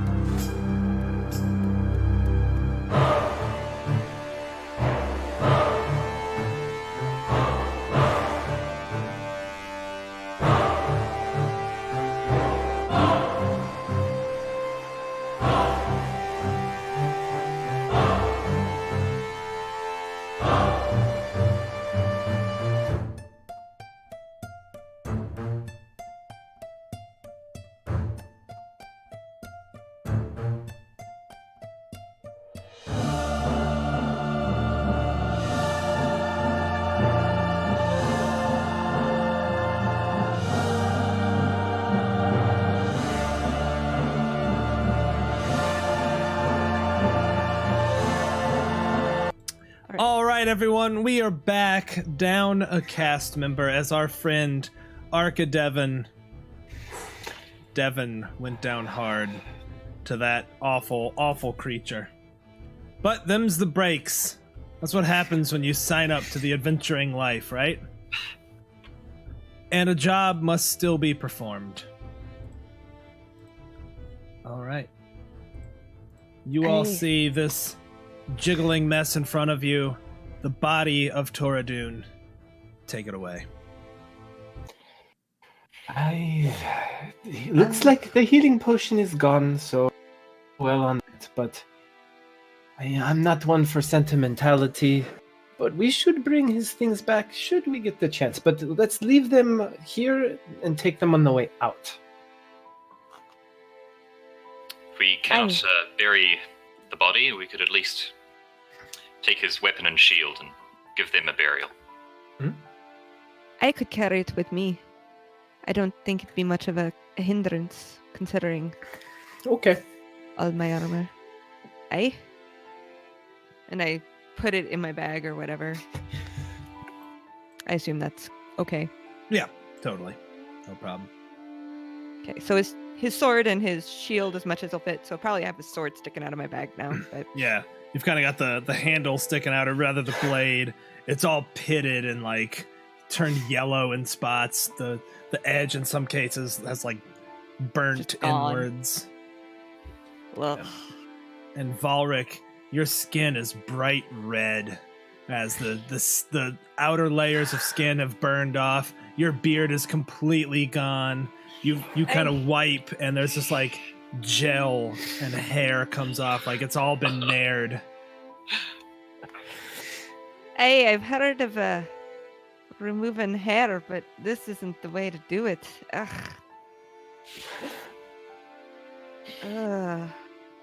We should. Prayer beads. Oh, my glorious prayer beads. Can you make new ones? I had no choice. Maybe you take little bit of Toradun's shield and turn it into prayer bead for you. Some links from his chain shirt, perhaps. That Good idea. would be fitting. I'll have the blacksmith look at it when we get back. Beautiful. I'm going to give all three of you an inspiration for this touching moment and having watched your friend die horribly. Hey, thanks. One way to become inspired. You know. But we should not stick around very long. We should keep moving. I agree. Shall we go forward or to the is it bit where I left now, huh? I pick up the torch in my offhand and I hold the staff out at the very end and kind of please allow me to lead the way from here until we're out of the sewers at the very least. Well, Valruk, you do see further, I believe, than the rest of us. So maybe you lead. Let's go straight on, Maybe? Sure. That's 25. Okay. And I'll keep revealing. Y'all keep moving forward. Actually, I'll just make this easy and reveal kind of all the rest of this tunnel. And up ahead, you do see this this large pipe, and it's spewing water. Like, this is where it's all originating from. And again, the water seems at this point like it's relatively clean. As you guys are walking through it, you can see grates overhead that, occasionally some dark, brackish water kind of trickles through. This appears to be river water. And in fact, as you watch, you see sort of a silvery fin disappear in the water and brush past you. And again, you see that the sides are immaculate and just totally clean. And you sort of get that this gelatinous cube would probably just kind of sit here, and fish would like swim into it, and it would just sit and jiggle in the water all day. Frog You make it sound relaxing. I mean, it's got a decent life. Just just going fishing and Till we jiggling. came along. Yeah, y'all disrupted this poor thing's life. All right, so we'll just keep on going this way, As you turn this corner, Valruk, make me a perception check. Uh-oh. And everyone else, you can do as well, but at disadvantage, please. Sure.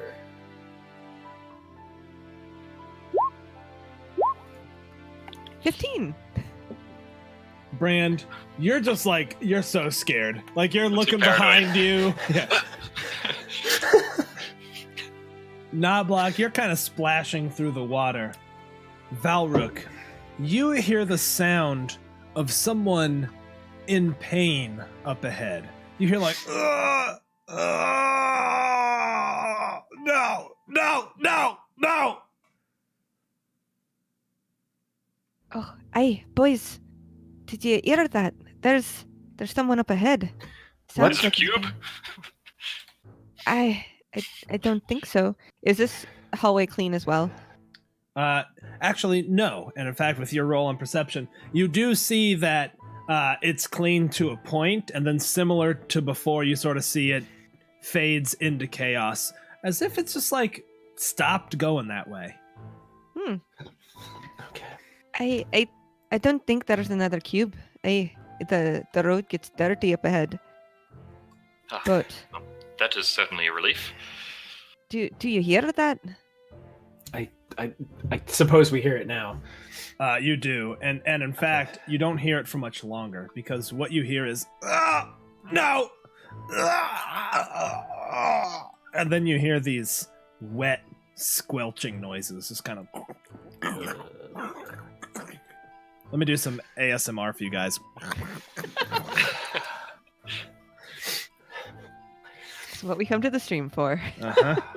This is why I play. My squelching brings all the boys to the yard. I will slowly approach, kind of holding the torch behind me to Okay. Yeah, and I've the amount got of light. arrow knocked, just waiting. Okay, go ahead and make me a stealth check then, Brand.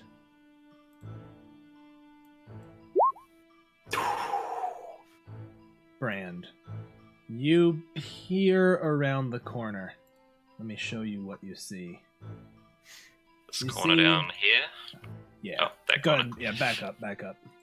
You see a corpse reaching up with his fingers sort of just gnarled, a look of just on his face, and sitting on top of him, this large white, it looks like a grub or like a caterpillar of some kind, and it stands on these 8 or 10 little legs that are sort of pushing behind it, and it sort of its face is buried into the belly of this corpse, and you see more of these little like centipede hands sort of gripping the sides of it, just, and you can see these antennae kind of sticking out from it, kind of feeling around on the ground.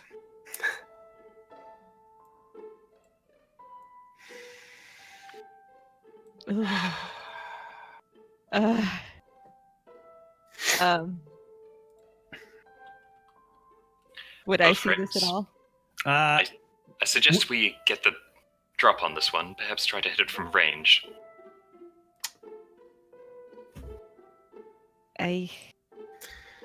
Yeah, Sure. we can do that. Sure. I was gonna try to show you guys what it looks like, but I'm not gonna. Never mind. You get the idea. Yeah, it does not seem to be aware of you at this time. It's just down in this belly, just, and you see it sort of pick up a little bit, and these antennae are kind of scanning. They sort of turn in your direction, but then it gets back to its delicious meal. All right, so if you guys are going to surprise it, you will have a surprise round. You can keep that roll, but let's go ahead and roll initiative. So hold on, let me bring up the tracker. Boom. Tracker is up.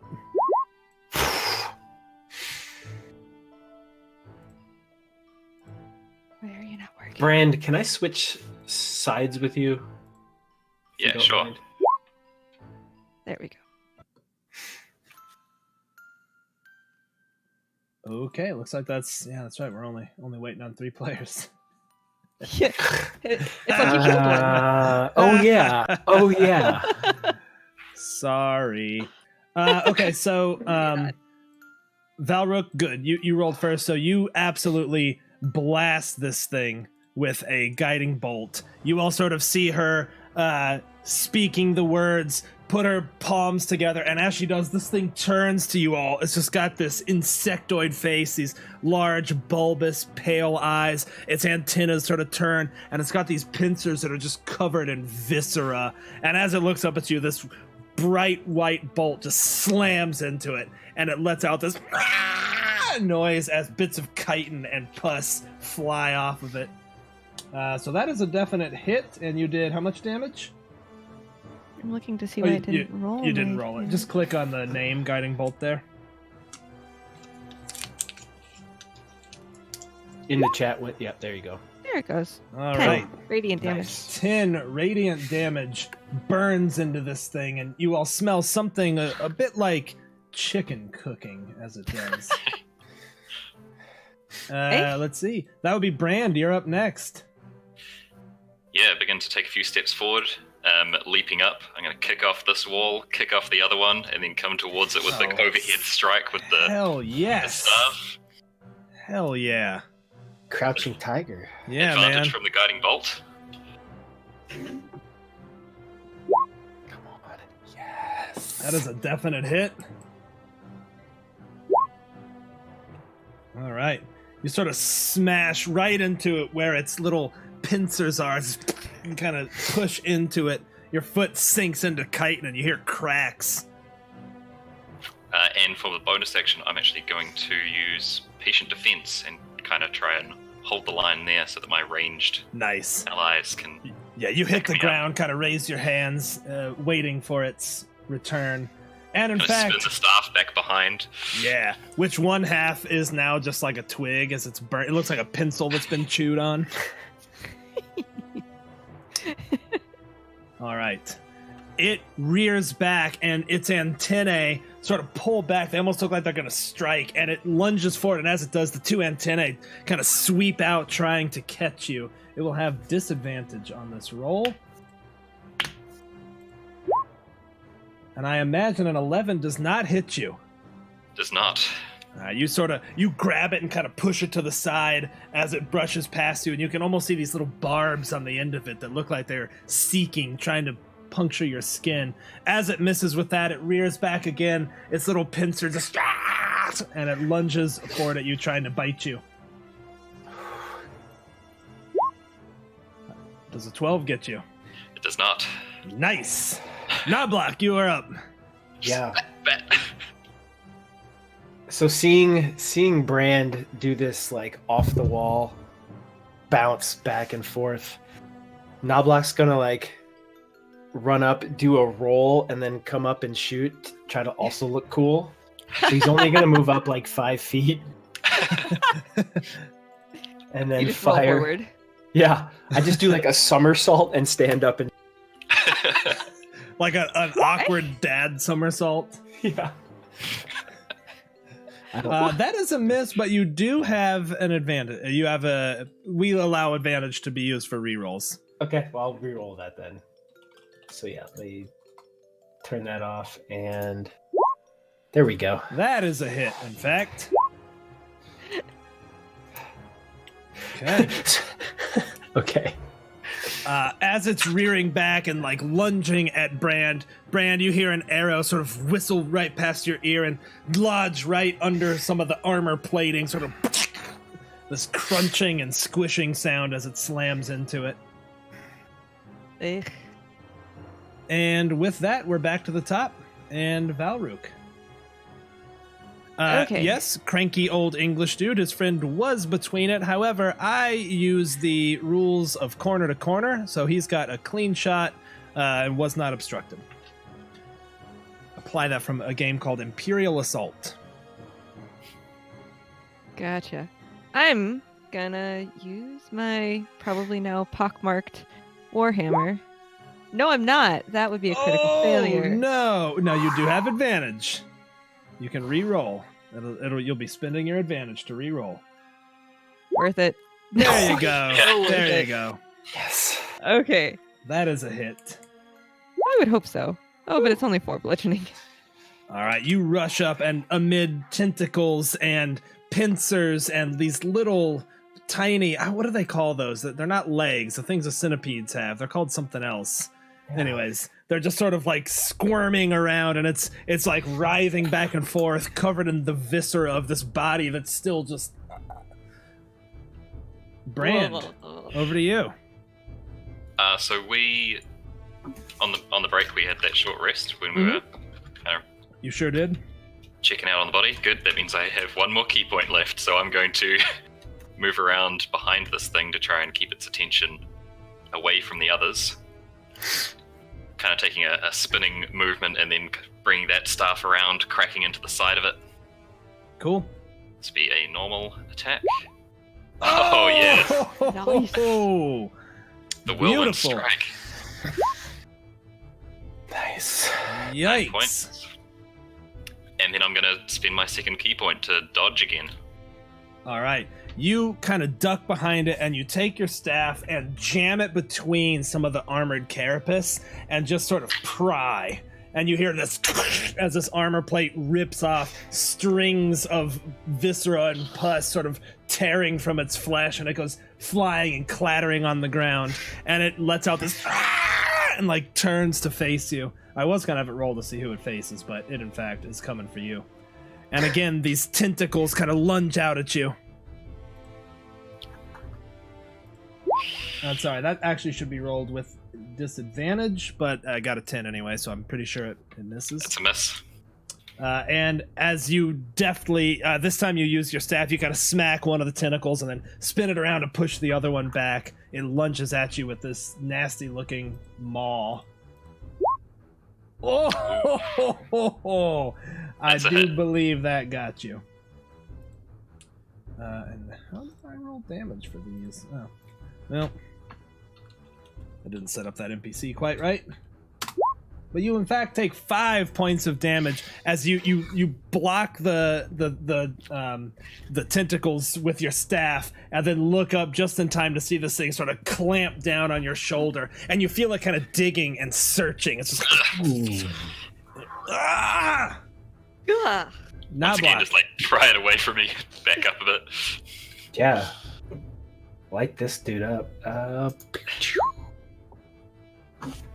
For real. Yo. I used all my good shots on the gelatinous cube. Unfortunately, a 12 is not a hit. It kind of comes at an angle and hits that, like, you know, that insectoid armor, and just kind of skits off and goes clattering off into the bricks. I am going to use my movement, and I want to come around the corner because Brand still has the torch, and I want to see if what's down this little hallway here. Yeah, and you guys can totally see that now. Yeah. But what I did not describe to you all before, because this big, white, disgusting body is in front of it, you do see a ladder. You see the rungs of a ladder that do not look like they have been similarly eaten by acid. Oh, what's up? Thanks for the raid, y'all. Oh, encountered Josh, my brother from another mother. Good to see you again, my dude.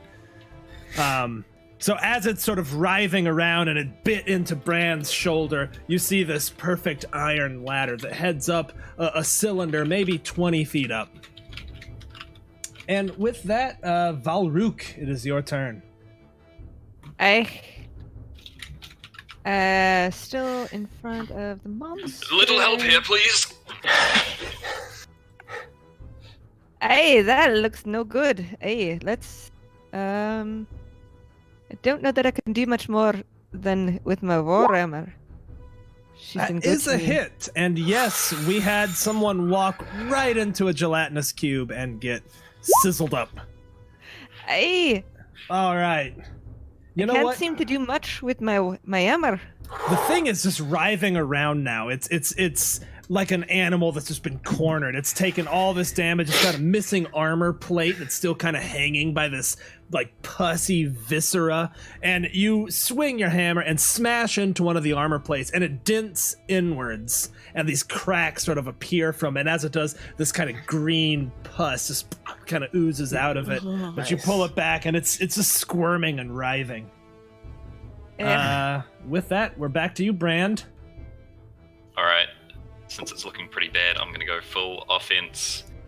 First with the staff two-handed, just kind of uppercut strike to try and expose its belly. That is unfortunately not a hit, but I do believe you have an inspiration left. Everyone else has spent theirs. I still have my inspiration. I'm a friendly DM, so I let people use the inspiration as a reroll, so y'all know. And yes, that is totally a hit for Big 4. So knocking the head up out of the way, and then I'm going to try and get in with a punch into its belly. Oh, that is a hit. Okay. Yeah, you use your staff, and in fact, you shove the weakened end that had been eaten by acid now, you shove that into its kind of chin, what would be the equivalent of a chin, and while it snaps off, it sort of splinters into it, and you push its head back, and then as you're holding the staff, you sort of just kick right into its softer underbelly, and you kind of feel its guts mushing around your foot. It is looking pretty rough, and it's letting out these weird, like, noises, and almost like a hissing noise, like, but it is still active, and Brand, it has you set for murder. And as you're holding it up, its little antennae kind of swing down and try to connect on you. Oh no! That does in fact hit you. Oh yeah. And you will take 4 points of poison damage, and I need you to make me a Constitution saving throw. All right. Wish me luck. Oh, yes! You feel this thing, the tentacles are just kind of writhing. They try to find you. You sort of look, and it connects on your shoulder, and as soon as it touches you, you feel the searing pain go through your body, and you feel your nervous system protesting. Just your muscles start tensing up, and you look down at the corpse. It just looks like it's all, the bones have all just kind of pulled inwards on themselves. But your mental fortitude, you're like, fight it, no! And you're able to resist the effects of falling to this paralyzing poison. That being said, this thing still has your death on the brain, and its jaws are just, and it throws its whole weight against you now, and you can't hold it with your staff anymore. Come on, then. Does a 12 get you? It's a miss. Nice. All just like right. pirouette out of the way. With that, you see this thing like writhing and trying to track Brand, clearly just so hurt from it, bleeding from all over the place, emitting this low hissing noise now. Knoblock, it is your turn. So yeah, like with it kind of writhing and going back and forth, I drop to a knee to try to get a little bit of a better accuracy, and I'll shoot again. Sweet. Oh, I'm sorry, but that is just a miss. As it's writhing, you just can't track. And finally, like, I just got hope. I can hit the mass, but I can't track my shot. And again, it hits some of its armor plating. The arrow does stick into it, but it sort of punches through the kite and into the just kind of sits there. Valruk. Hey. One more swing with the warhammer, eh? Oh no! That No! won't do at all. No, that won't do. Fortunately, I don't do nasty things when you roll a 1 on an attack. Brand, we are back to you unless you want to do anything else, Mets. You swing the hammer, and several of those little clawed hook-like legs sort of push against you, and you have to kind of push them away, keep them from digging into your armor as it's trying to find purchase on anything. Brand. Oop. All right. It was effective last time, so I'm going to try and wedge the staff in and pop one of those chitinous plates off again. All right. That is a definite hit. Yeah. Sean, And once it's broken would off, you- just like... would you please describe to me how you kill this creature? Yeah, so it was effective last time, so once again, as it charges, just drive the end of the staff in, pry up one of the armored plates, and then with the bonus action unarmed strike, just punch down into the soft flesh underneath. Yeah. You Trying to punch go for some vitals. all the way in. It's sort of still twitching. Its little mandibles are just like... As it's hissing, falls to the ground, all of its various legs just twitching variably. And with that, you have defeated a carrion crawler. Ugh. Ugh. That was a nasty little creature. Ay. I'm gonna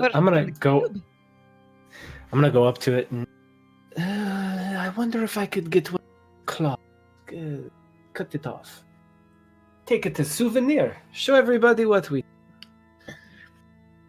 You definitely think you could remove just about any appendage from this thing you'd like. Okay. So I'll cut. Yeah, I'll take. He'll like dagger in. Just here we go. I can't carry Jello, Very but careful. I can carry you. Be very careful around the antennae. I think they're poisonous. Yes, I'm going for the claw. All right, yeah, you pull one of those little...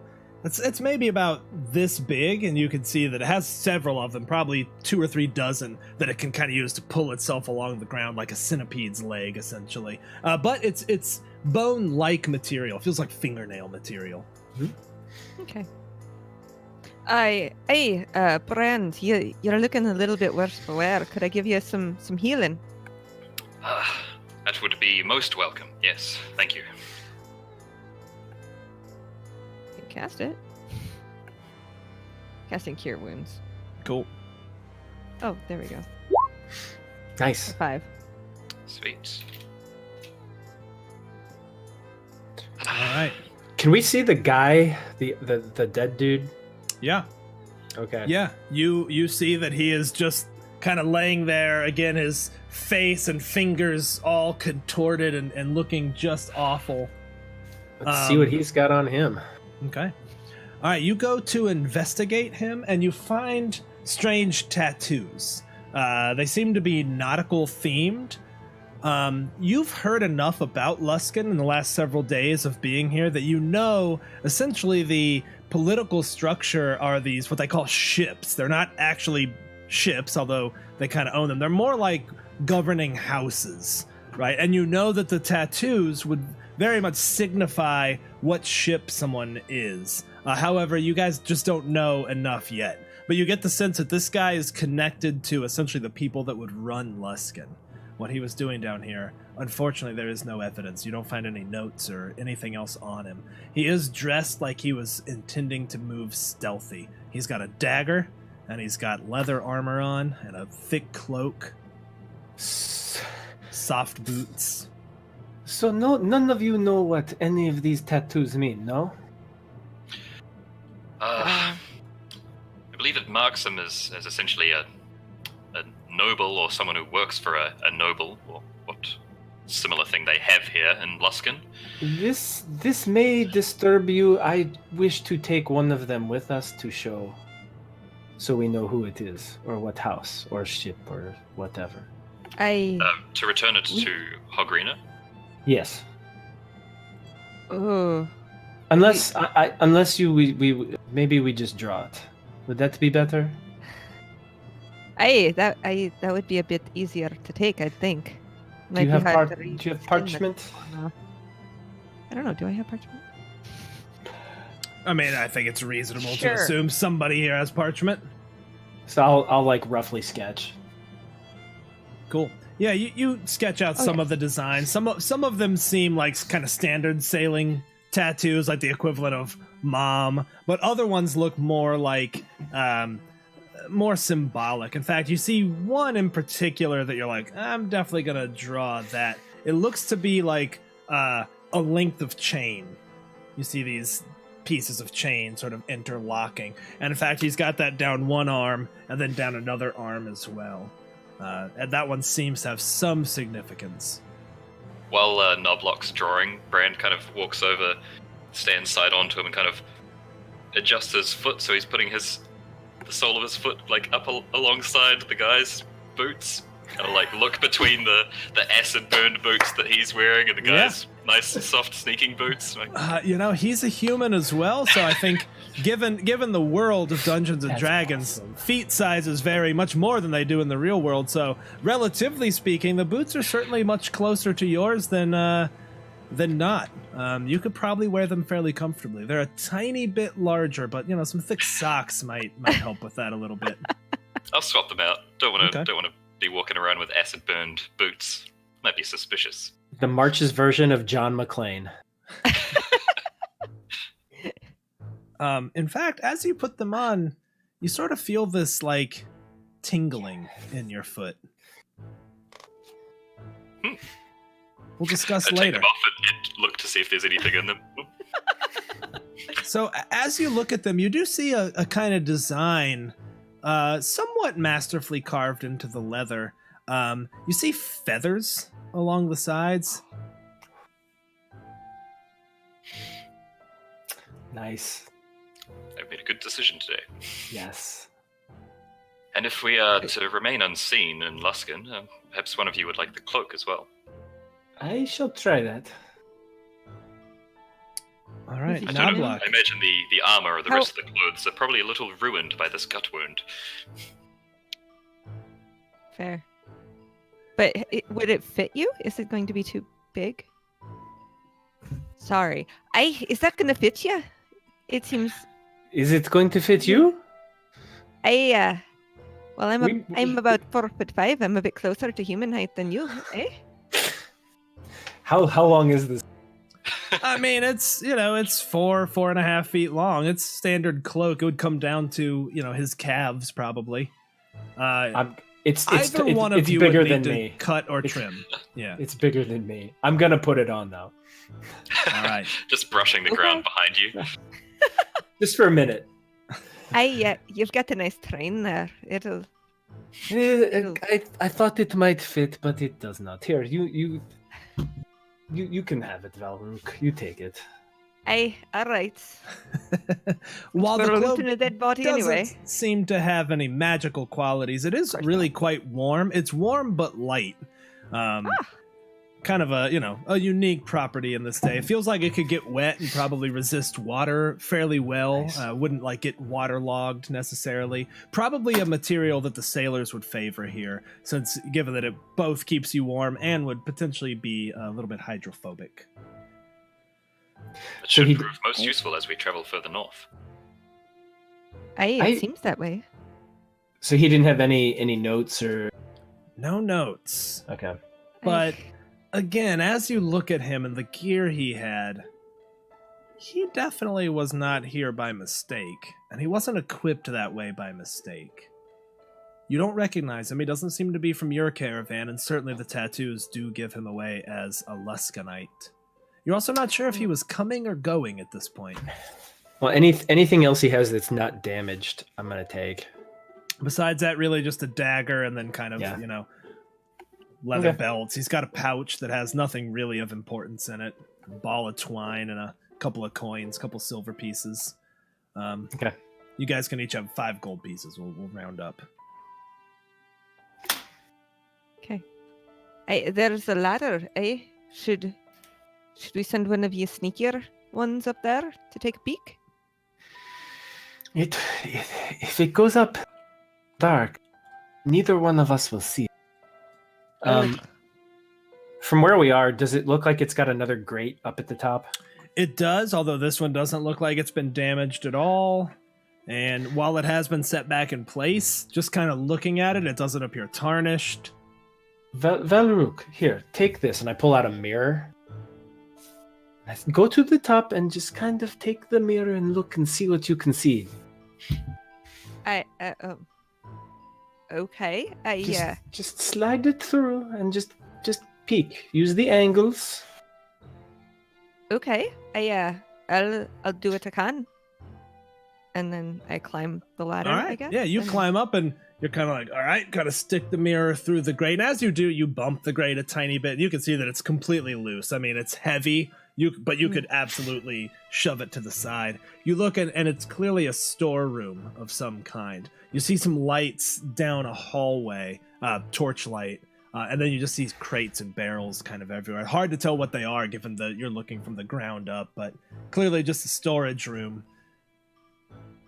Okay. So then I'll go back down the ladder. Hey, it's just a storeroom. There's crates and barrels, but I can't see much more than another hallway down the way. Up we go. Okay. All right, and up you climb. No issues whatsoever. You get to the top, kind of push the grate off and slide it to the side very quietly, I imagine. In fact, so quietly, I think I'd like to hear a stealth check come out of everybody. Valruk, you will have disadvantage while you are wearing your chainmail. That's a 9. Okay. I mean, that's not so bad. That's not a horrible failure. You all sort of hear her armor kind of clinking, and Brand, having rolled pretty good on yours, you actually stop her. You're like, hold on. And you kind of pull her cloak and kind of shove it into her belt so that it's sort of hugging the chainmail a little bit. Kind of as you're on the ladder, you're like, yeah, let me just...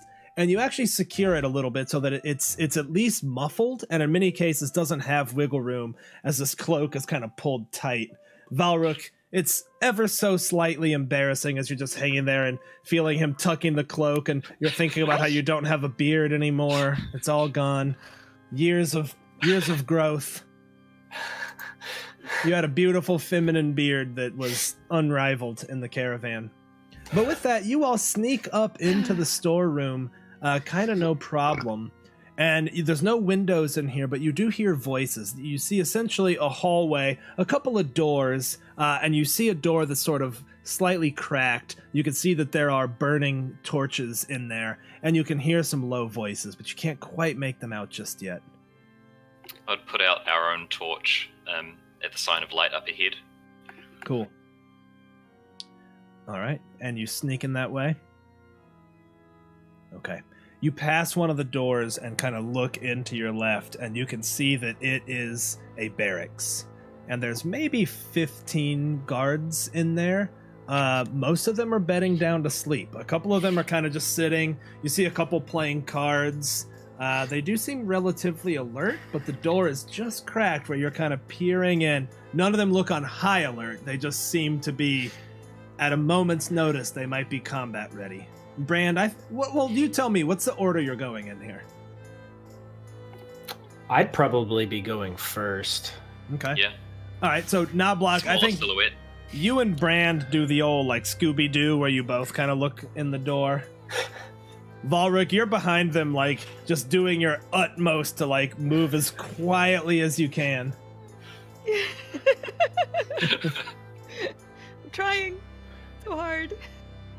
Okay, and the door that you hear the voices from is just kind of at the end of the hallway.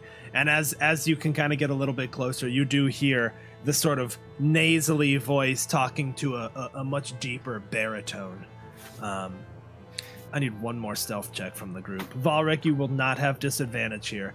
This is not normal for this cloak. It doesn't take away your disadvantage, but... Everything just turned. So let me just say, thanks to our friend Shogun, you all have one divine reroll. This is the gods smiling upon you, the players. Thank you, Shogun. Valruk, I might suggest a reroll there. Yeah, maybe. Just a little bit. 16 is a lot better. Valruk, you feel your foot catch. You feel your weight shift, and you know you're just about to fall. And suddenly, it's like you feel a hand on your shoulder. You look and there's nothing, but in that time, your right foot is moved to stabilize you. You sort of shake it off as nobody else saw what could have been a disaster. The three of you inch forward and hear these voices now conversing, and here's what you hear. I just don't know how much longer we can hold them out there. We had an agreement, and the ships of this city are known for keeping their agreements. It's how we stay in business. I don't care. We're not ready for the attack. I need 2 more days. I'm not sure I can do that. We're trying our best, but they're getting, well, frankly, they're getting shirty, and they're talking all sorts of, they're gonna hold trade back. Here, I said I don't care. Keep them there. 2 days. And then you hear thudding, you hear like, and like, all right, I'll do what I can. And you hear heavy booted footsteps heading towards the door.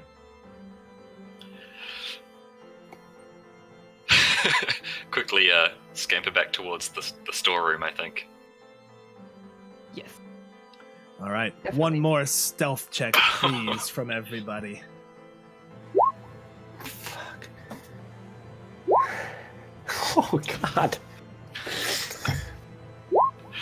Hey! All right, you all make some jingling, some scraping as you head down the hall. The boots stop. You all are cowering in the storeroom. What do? You can't see the figure. This sounds like they're in the hallway. Yes. What's in this storeroom? It's maybe 20 by 20 with this grate right in the middle. Around the grate, you can kind of see there's some old, like, congealed grease. Like, it looks like things kind of get dumped down here, right? Left over from the cooking pot and stuff like that. Besides that, there's really just a lot of crates. You look around, you see a couple of martial things. There's a couple of swords kind of hanging on the walls, but it doesn't look like it's an armory by any measure. More like these are maybe training weapons. Besides that, it really seems to be foodstuffs, grains, some rice.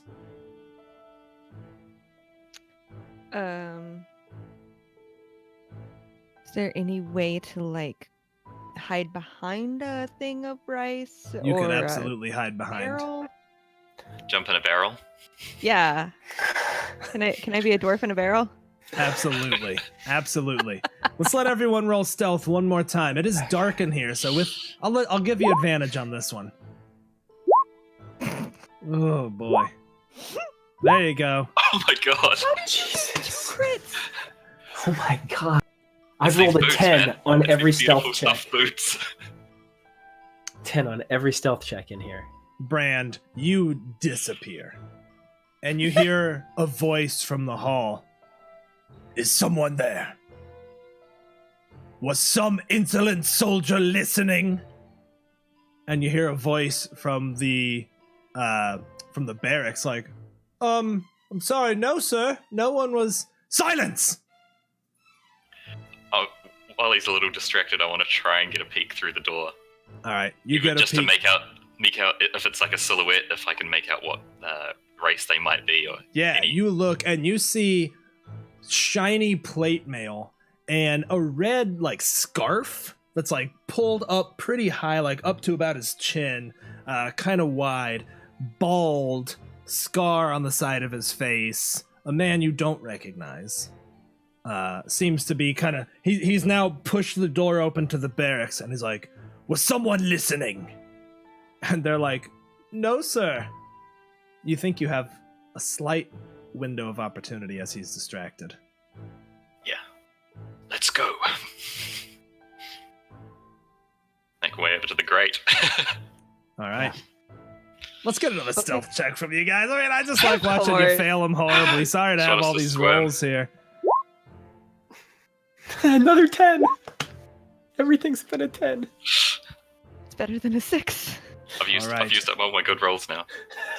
Here is what happens. Brand, you no problem slip into the grate and like slide, like do the fireman slide down the ladder. Knobloch, you're not long behind him. Valruk, you're like, ugh, you're clinking. You put one foot in, you look up, and this figure is staring down at you, reaches out and grabs you by the cloak, and with one arm lifts you up and says, "Who are you?" And that, my friends, is where we're going to end the session tonight, with Valruk in custody inside Luskan. Oh, good. Oh no. Wow. All right. Hope you guys had fun. That was a good one. Yeah. tense. As an epilogue, Brand and Knobloch, I think you guys are like, oh shit, what do we do? But you hear soldiers now pouring into the room above, and you all Run skedaddle. We have to warn the caravan. We have to tell Hogrina. And so you it's do. time to go. Bye-bye. All right, guys, thanks for playing tonight. That was awesome. I'm going to do my usual go around and ask everyone's favorite moment and let you one more time let our viewers know where they can find you. So this time we're going to go backwards. Knobloch, Corey, why don't you kick us off? So yeah, favorite moment was definitely Brand checking the boot size to see if they'd fit. And yes, After those his are in fact fall. boots of speed. Yeah. Oh, very nice. Yeah. Sorry to cut you off, Corey. Oh no, you're fine. Yeah, that was definitely my favorite moment. Again, you can find me on Twitter at Dungeons and Diapers, DNGEONS, and also on the Discord at D and Diapers. Hanging out all the time on the Castleback one, and I DM Monday nights, every other Monday night for the second Macolites game. Let's get So- good. Catch me there. All right, Metz, you're up next, my friend. I am Metzgirl on the Twitters. I also play Denise of the Mimic Knights over on the Welcome Party RPG Twitch channel. That's the second, fourth, and fifth Tuesdays. And then I play Zalara, the Wood Elf Monk, in Beholder's Eye, a epic fantasy adventure podcast. You can find that in all the podcast areas, beholderseye.com or beholderseyecast.com. And then Service Desk is my other thing. You can come listen to me, and actually Stephen was on one. That is at servicedeskpodcast.com and all of the lovely places you can listen to a podcast. And last but certainly not least, Sean. Yeah, I think one of my favorite moments probably Toradun before he left us, unfortunately. Just hucking that rock super good in order to distract the guards, so we got That there was to good. get into the sewers without drawing attention. Devin, Very if you're good. watching. And yeah, I'm Sean Goodison at High Score Kid on Twitter and High Score Kid in most other social media circles. You can find me mostly on Twitter, but also in the Castle Mac Discord. And yeah, hit me up if anybody's looking for character artwork. I've got commissions open at the moment. So You will not be disappointed. And for me, you guys can catch us back here again Sunday night with our regular in-person Waterdeep Dragon Heist game. Tuesday nights with our in-person Chronicles of Peril, which is getting pretty awesome. We've got some other streams coming up over the holidays. They'll be pretty ad hoc, as well as this, the Mac Marches. And I guess the next episode is going to have to be a rescue mission. What are we going to do about Valrook? I'm going to let the players decide what their plan is, and then we'll story tell that. So that's what we're going to do. We're going to do something a little different. You guys are going to tell me what you want to do, and we'll figure out who is on that raid to get Valrook back. Speaking of raids, we're going to launch a raid right now on Thread Raiders. Thank you all for joining us. Had a blast. We'll see you sometime soon, hopefully. All right, raid is done.